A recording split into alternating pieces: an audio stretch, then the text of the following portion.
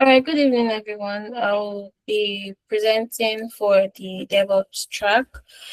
So for today, I will be walking us through how to create an instance for future web app deployment.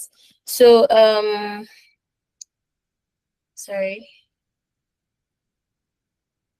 So, Amazon Web Services is basically a place where we can run our apps online instead of our computers, right? It is owned by Amazon and gives you things like server, storage, and databases whenever you need them. So instead of buying machines, you can just rent what you need, pay for it, right? So for example, you can upload your application and people can access it from anywhere. So in short, AWS helps you build and host apps while without worrying about the technical setup behind the scenes. So creating a virtual private server is the first step into preparing and launching a cloud server environment for a web application. So using a virtual private server, we explore how modern web systems are structured and supporting components that makes deployment secure, scalable, and reliable. From server creation to key infrastructure concepts like proxies, load balancing, caching, and firewalls. So these projects highlight what is required before building a web production-ready application. So the process of this setup, the main goal of this process is to, sorry, I can't see well. Okay, the main goal of this process is to create a cloud-based server environment where a web application can be deployed in the future. So instead of running applications locally, a virtual private server is created to provide continuous uptime, 24/7 availability, remote access via SSH, a production-ready Linux environment, and scalability for future deployments. So this step is the foundation of cloud-based hosting. So slide 4. So this is the launch instance interface. So at this stage, the basic configuration after you click the launch instance, you'll be choosing Ubuntu. I chose Ubuntu as the operating system, and I selected an instance for free usage. I configured the network and security settings, and I prepared SSH access using a key pair. For the launch instance, okay. For the launch instance, during the process of the creation, I used a name tag that tallied with what I was trying to deploy. It was assigned to the EC2 instance to help identify it within the AWS environment. So in this case, a descriptive name such as movie app server was used.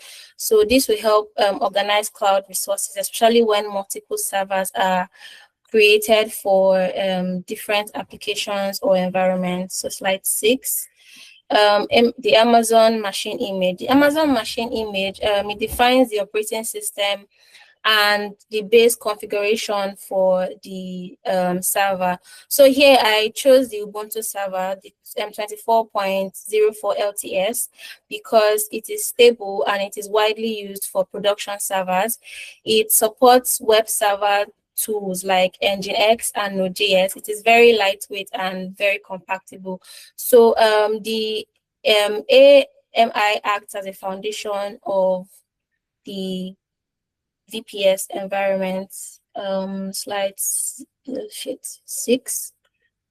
The launch log. So before launching, AWS provides a final review of the configuration. So it includes the instant type, the name tag, the key pair, the storage allocation, the network settings with the public IP enabled, and also some security group rules and access that I needed to configure before creating the instance. Slide 8. Okay, so after I created the instance, this screen confirms successful creation of the EC2 instance. So at this point, the server is fully running. A public IP address has been assigned to me. The server is accessible from the internet, and also the SSH key authentication is enabled. So for VPS and core web infrastructure, so when we talk about deploying a web application, right, it's not just about having a server. There are like multiple layers working together behind the scenes to make everything run smoothly.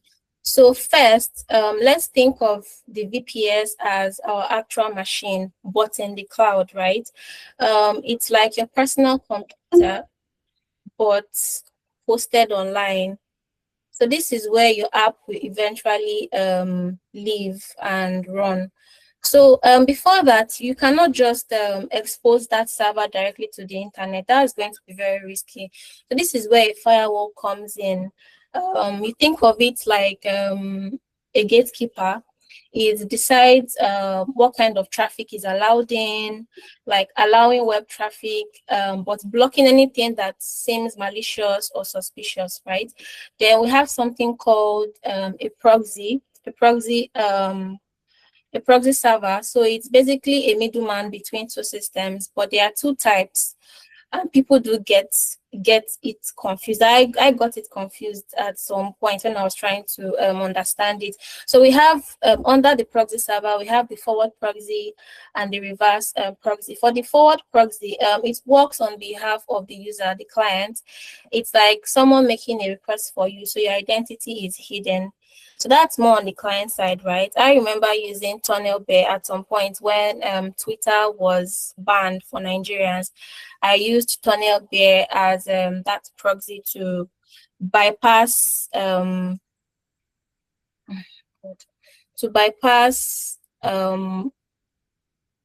the internet at that time, so I could get updates from Twitter. So at that point, Tunnel Bear was the one making that request for me and not from my own IP address.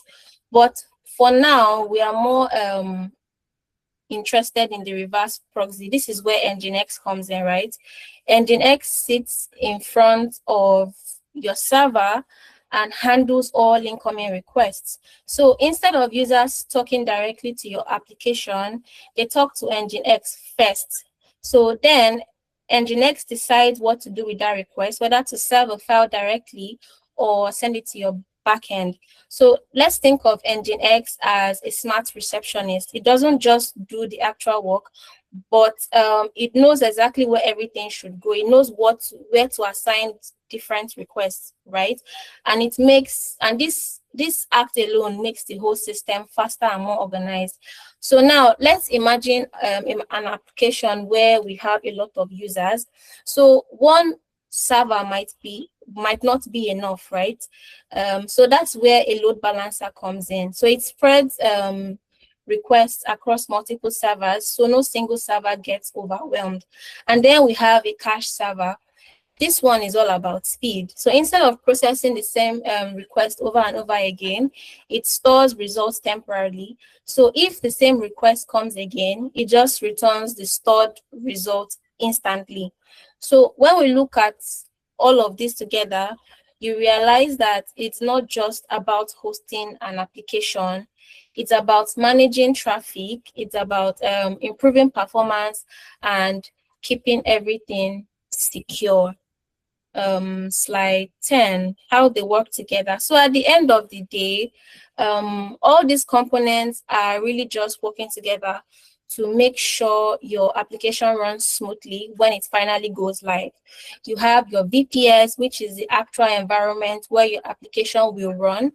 Then you have the firewall, making sure only the right traffic gets in. Instead of users hitting your server directly, This is where Nginx comes in or steps in as a reverse proxy to manage and route requests properly. So if the application grows larger, if the traffic grows, this is where the load balancer comes in to distribute the load so nothing crashes. And then with a cache server, repeated requests are handled faster without stressing the system. So, like I said, it's not just about deploying an application, it's about putting the right structure in place so that when users start interacting with your application, everything is secure, everything is fast, and it's reliable. So that's why setting up the VPS and understanding the infrastructure is an important, like a very important step before moving into full deployment. Thank you, everyone.